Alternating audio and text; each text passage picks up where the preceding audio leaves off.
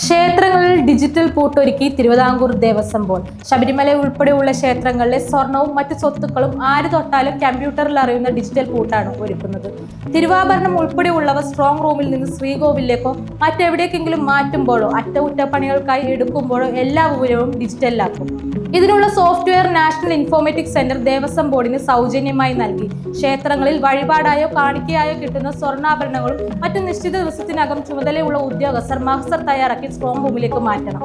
സ്വത്തുക്കളുടെ കണക്കും മറ്റു വിവരങ്ങളും പൂർണ്ണമായി ഡിജിറ്റലാകും.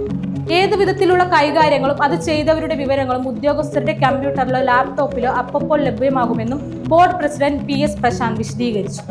തമിഴ്നാട്ടിലെ 44,000 ക്ഷേത്രങ്ങളിലെ ഭരണം ഡിജിറ്റലാക്കിയത് NICയുടെ സോഫ്റ്റ്വെയർ ആണ്.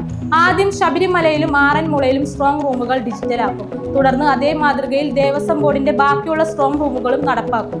ഇതിന് 6 മാസത്തോളം സമയമെടുക്കും. വൈകാതെ തന്നെ ഈ ഓഫീസും നടപ്പാകും. ഭൂമി വിവരങ്ങൾ, സ്വത്തുക്കളുടെ കണക്ക്, മരാമത്ത് പണികളുടെയും ക്ഷേത്രഭൂമിയുടെയും ദേവസ്വം ജീവനക്കാരുടെയും വിവരങ്ങൾ, ബിൽ പേയ്മെന്റ് തുടങ്ങിയവയെല്ലാം ഡിജിറ്റലാക്കുന്നതാണ്.